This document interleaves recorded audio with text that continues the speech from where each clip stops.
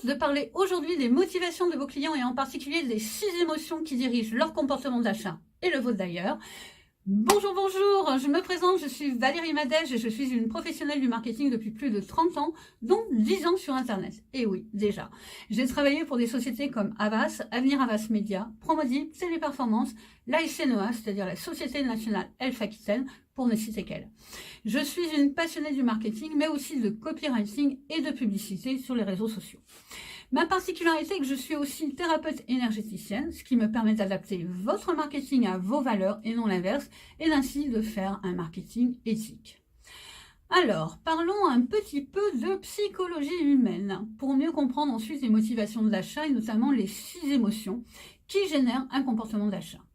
Alors, dans ma dernière vidéo, vous avez pu comprendre l'importance de connaître votre avatar et comment avoir l'esprit marketing pour faire un marketing éthique. La psychologie humaine, j'imagine que vous le savez, est complexe et donc pas si facile à appréhender de prime abord. Ce qui est certain, c'est que l'humain ne fonctionne pas tant que ça de manière rationnelle. Pour mieux comprendre cela, je vous propose d'analyser votre propre processus de décision. Vous pourriez penser que le fait d'avoir pris une décision, quelle qu'elle soit, ayant de fortes ou de petites répercussions sur votre vie, est le fruit d'une longue analyse rationnelle et que toutes vos pensées et émotions liées à cette analyse ont été objectives. Eh bien, pas du tout. Certes, vous avez analysé les informations à votre disposition, mais pour leur attribuer une importance favorable ou défavorable, votre inconscient est basé sur des expériences que vous avez vécues par le passé ou celles que vous risquez éventuellement de vivre si vous prenez cette décision. En effet, dans notre cerveau, nous avons une petite partie appelée cerveau reptilien, et je trouve que celui-là, il porte particulièrement bien son nom, dans lequel se situent toutes vos expériences passées, et ce depuis votre enfance. Chaque événement, et en particulier ceux qui ont généré de la douleur ou de l'inconfort dans votre vie, a été étiqueté, engrammé comme étant potentiellement agréable ou désagréable, voire même dangereux.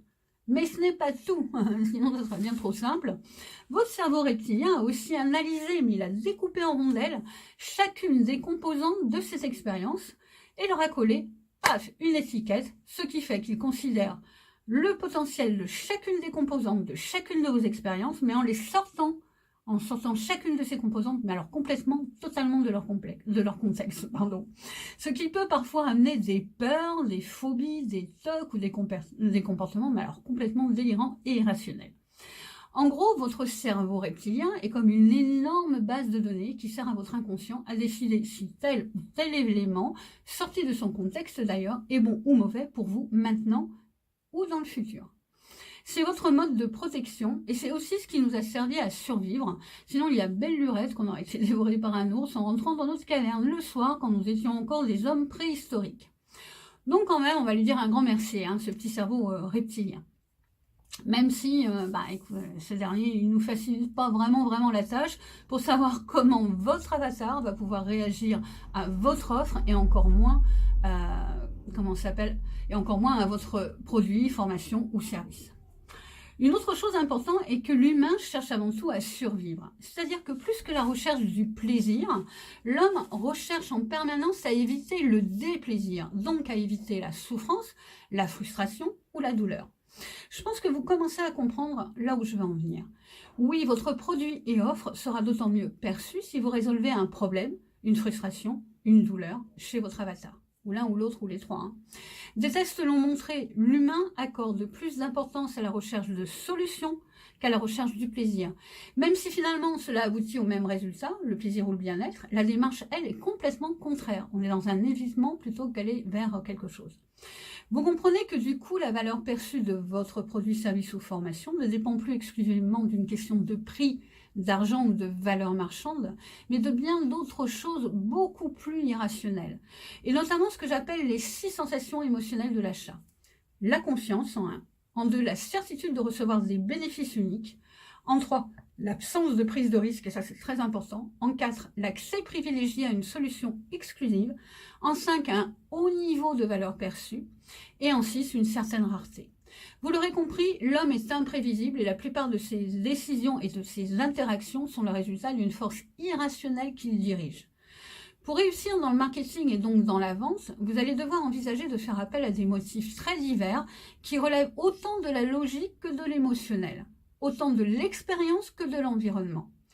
Pour vous y aider, je vous invite à suivre gratuitement le Marketon 2019, ce programme en 18 étapes que j'ai spécialement créé pour vous permettre de faire le point sur votre marketing, mais de ça, je vous en parle tout de suite après. La semaine prochaine, eh bien, je vous propose d'aller encore plus loin dans l'analyse du processus d'achat de vos clients, en voyant cette fois qu'achètent réellement vos clients et pourquoi. Donc pensez à liker et vous abonner à ma chaîne pour surtout ne pas la rater, parce que là c'est vraiment un truc clé.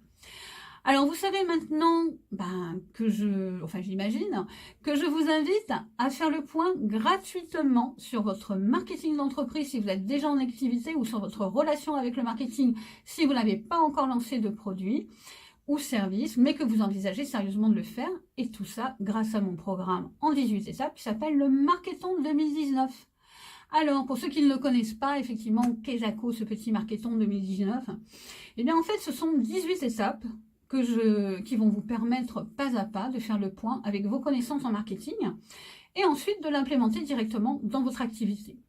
Chaque jour, vous allez recevoir par mail un petit fascicule en PDF interactif constitué d'une partie de contenu et d'une partie composée de 3 questions objectifs à implémenter tout de suite dans votre activité. Vous pourrez répondre directement dans le PDF sans avoir à l'imprimer. À l'issue de ces 18 jours, vous devriez y voir nettement plus clair sur le marketing que vous avez mis en place, sur vos forces, vos faiblesses, vos lacunes, et surtout, je vous le rappelle, ça devrait booster votre activité. Alors, comment faire pour participer gratuitement à ce Marketon 2019 ? Tout simplement en cliquant sur le lien qui se trouve dans la description en haut ou en bas. Et en parallèle, chaque semaine, ici, en vidéo, j'aborderai un thème en rapport avec ce Marketon pour vous aider à parfaire vos connaissances. Et d'ailleurs, dans la prochaine vidéo, je vous parlerai de ce qu'achètent réellement vos clients et pourquoi. Et en attendant, je vous propose de me retrouver gratuitement dans le Marketon 2019 en cliquant sur le lien qui se trouve dans la description en haut ou en bas.